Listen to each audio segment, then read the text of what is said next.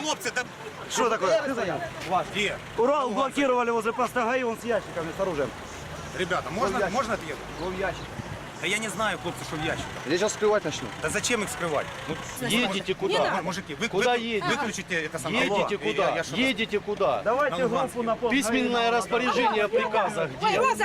Письменное распоряжение приказа о дислокации на какое место прибытия. А как вы едете? У вас должен быть дорожный лист, должен быть приказ. А что приехали? Приехали что? Приехал, что я тебя спрашиваю? Я на Луганск ехал. Луганск вообще в другой стороне, ребята. Луганск в другой стороне. Я же говорю, запутался в Луганск, это самое. На 80 километров вперед запутались. Документы свои показал. Быстро. Давай показывай, что там есть. Оружие все. Ребята, Держи руки, руки держать. да не держите все. Забирай. Да перестаньте, я же никому ничего плохого не делал. Да вообще никто плохого не делает, понимаешь? Вообще никто ничего плохого не делает. Забирай. Да, ложи. Ложи на пол, ложи, вот. Стоп. Не вряд ли. Машина И мы еще ящики не открываем. Без сопровождения. Да, ясно. Откуда? Иди.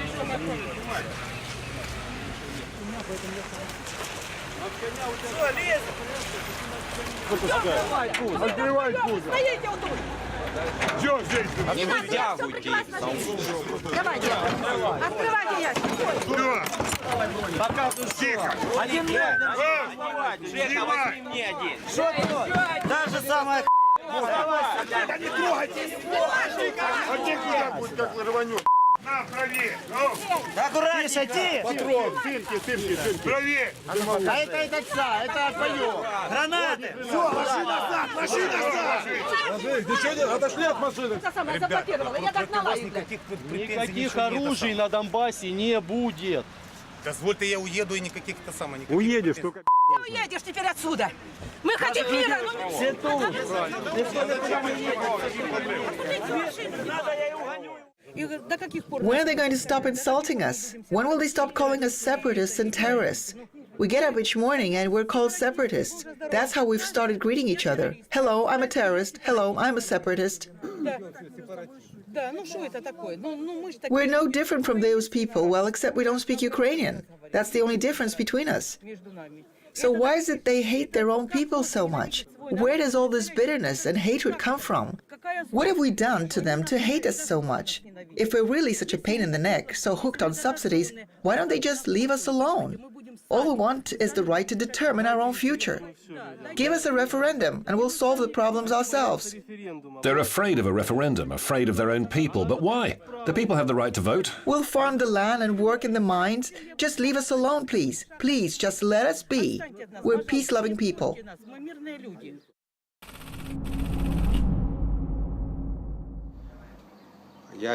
I'm from Odessa. I wish I could ask the people how it's come to this. The reason why I don't want to show my face is because, to my mind, we live in an undemocratic country which has no freedom of speech. There are lots of kidnappings in Ukraine. It's not at all uncommon for people whose opinions are different to be stopped in the street and beaten. Прекращайте избиение! Прекращайте избиение! И они связаны, не надо бить ногами.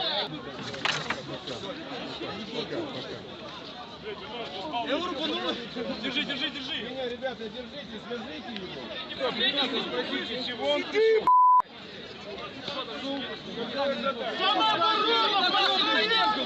Самооборона, давай,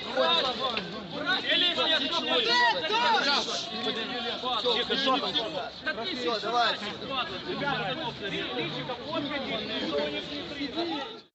Но пасарам!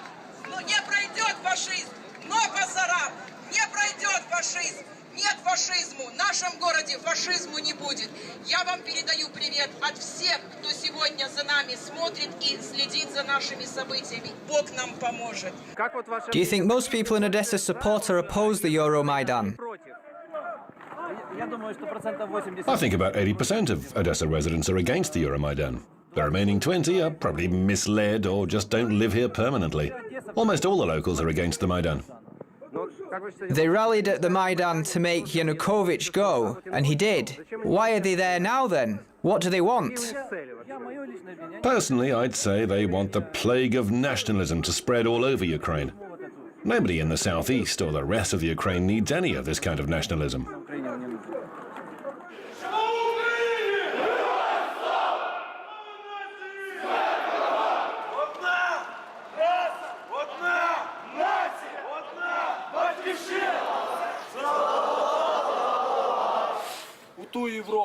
We want the Europe that the Crusaders fought for, the Europe that European nationalists fought for, the Europe of white people.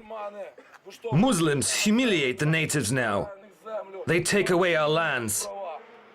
We will stand for Europe, the white Europe, the traditional Europe, for the free nation Europe. Glory to the nation!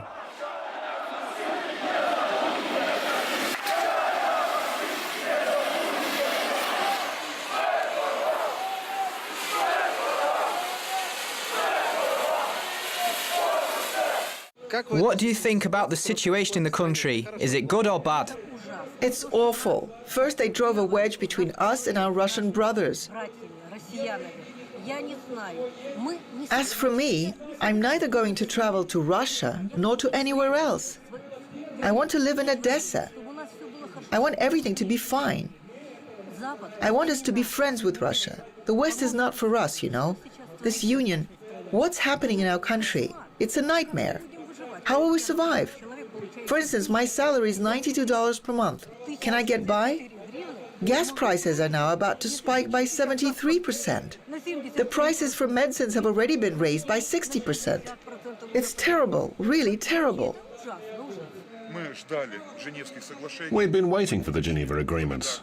We got them, and we're very grateful to Russia for them. We understand well that the so-called interim Kiev government, as well as the right sector, the Svoboda Party, and some other Nazi groups, never meant to fulfill the obligations. They're not going to comply and simply can't. They have different intentions: to cut and kill with the slogan, "Hang Muscovites on trees." Сюда иди! Руки вынес карманы, когда с тобой говорить по-русски хотели! Так не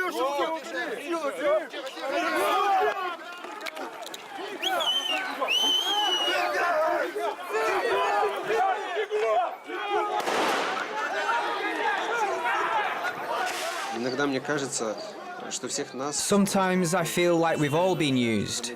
They took off our handcuffs and put us in leg irons instead. They're now setting us up against the southeast of Ukraine the same way they set us against the Berkut, the police, Crimeans, and then Russia. I wonder who's interested in it and why. I wouldn't want to be persecuted. Any person who is against the developments in Ukraine may be accused of separatism and really go to jail. That's why I want to stay anonymous. The Ukrainian parliament adopted a law under which those guilty of acts of separatism and terrorism can be thrown into prison for 10 to 15 years, or even for life. We now fall into this category. I'm not saying that it's you, but your European colleagues. Some European authorities approved it, and the Ukrainian parliament adopted the law. They did it. So it appears that you, I mean those European bodies, agree that we're terrorists. Here I am. Do I look like a terrorist? And now I'm facing a life sentence according to the current legislation. I'm polite and communicate normally. I represent the interests of the people.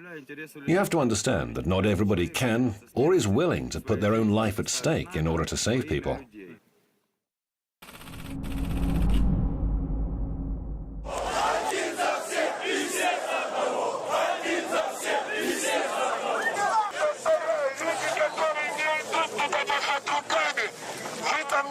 Не снимайте, пожалуйста, потому что сейчас без камеры останется.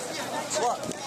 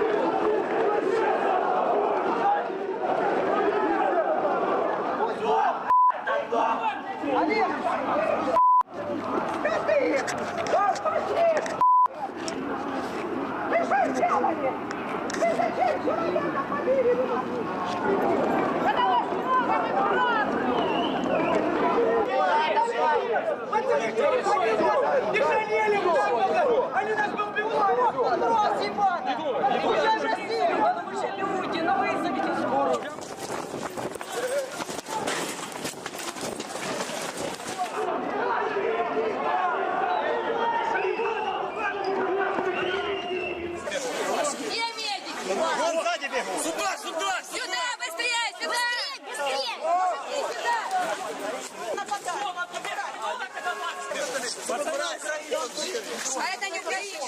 А это кто не украинец?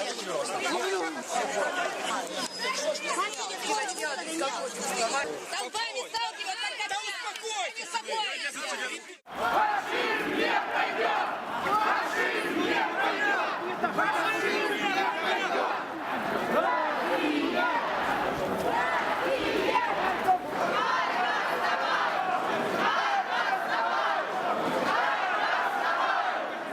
I'll speak about Kharkov only. I won't speak on behalf of Ukraine. Each person must speak up and say what he wants, what he desires. Why are the authorities afraid of the referendum? Why? Are they afraid? Yes, they are. But if they're not, then they must let us say what we have to say. And we will. We are not separatists. We are not radicals. I live in Kharkov. I'm 61. I want to understand where I live, what country I live in. Russia, Ukraine, and Belarus need to unite. We shouldn't let Russia down. Russia isn't here. Russia supports us morally, but not physically. Americans are supporting the junta physically. There are troops, there are lots of documents, video materials, printed materials proving this. But nobody's interested.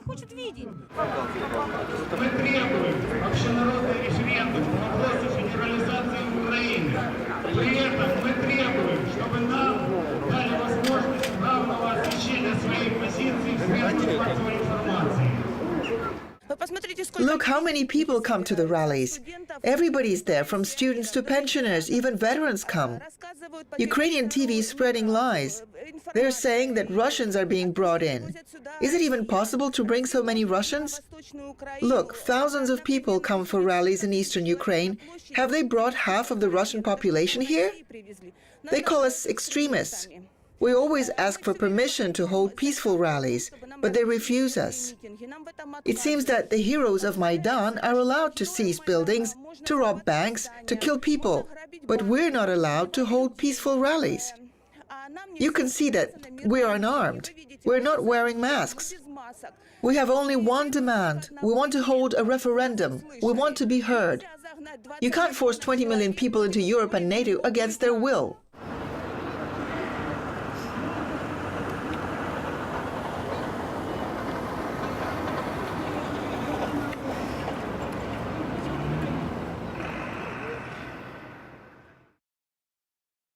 We looked down at what was happening around us and thought they wouldn't let us out alive.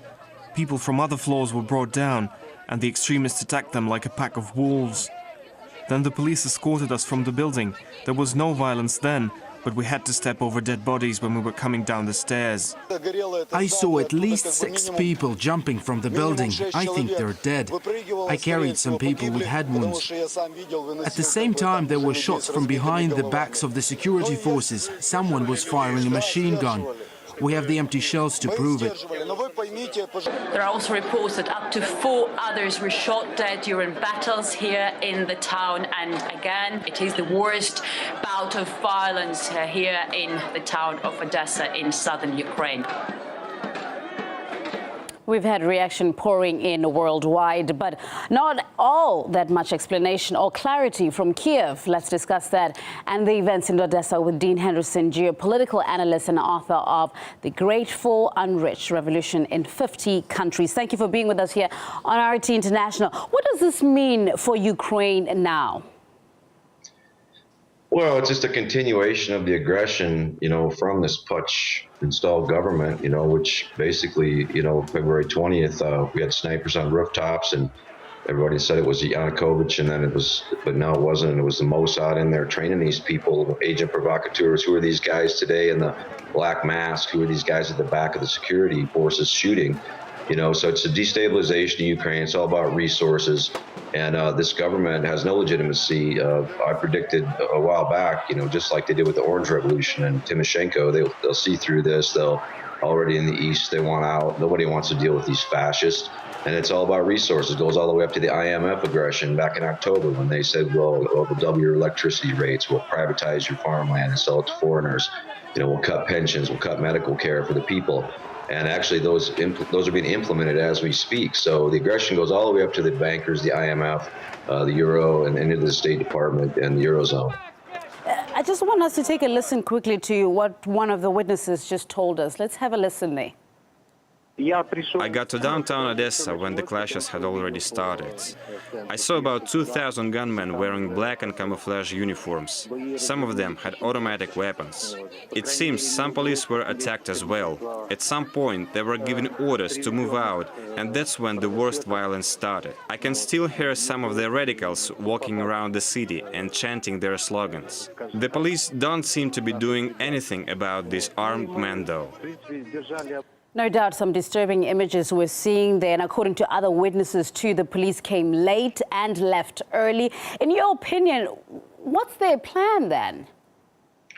Well, again, I think it's just destabilization. They don't want any, you know, they're going to blame everything on Russia. They're like bullies, you know, bullies blame everything on the victim, and then they get beat up and they want to cry about it. But, you know, it's basically going to be a cold winter in Europe if this stuff keeps up. And, you know, the Russians, what are they going to do? That's the next question. But, I mean, Putin's shown great restraint thus far, great diplomacy, while the United States and the EU and the international banking cartel that's behind all this has showed nothing but aggression.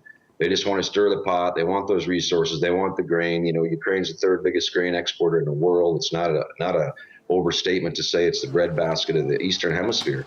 And so there's natural gas transit routes, pipelines and things like this. So it's all about resources. The oligarchs are behind the scenes and the fascists are on the front line, and they're just trying to destabilize it and take over resources and prevent, you know, any, you know, referendums or any true democratic means, which we saw in the Crimea. We've heard the United States urging for an investigation, but they stayed clear of actually condemning what had happened overnight. Do you expect fair conclusions, given that these were anti-government activists that died? Yeah, that's all they're going to say about it. Very timid, but we know who's all behind this, and it's the Mossad, the CIA, and the British MI6. Let's not kid ourselves, you know. So they can make all their statements they want, but the fact of the matter is, as I say, the aggression today that happened in Odessa and in towns around Ukraine goes all the way up to the State Department.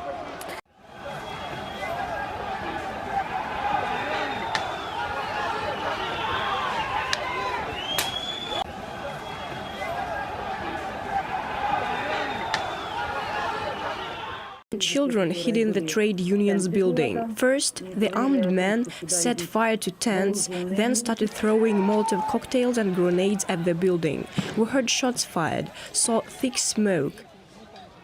There were about 50 of us on the roof, men and women. The right sector was blocking the streets. We looked down at what was happening around us and thought they wouldn't let us out alive. People from other floors were brought down, and the extremists attacked them like a pack of wolves. Already in the East, they want out. Nobody wants to deal with these fascists. And it's all about resources. It goes all the way up to the IMF aggression back in October when they said, well, we'll double your electricity rates. We'll privatize your farmland and sell it to foreigners. You know, we'll cut pensions. We'll cut medical care for the people.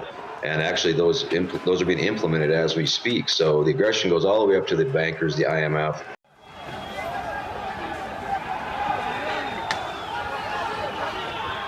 I just don't believe that.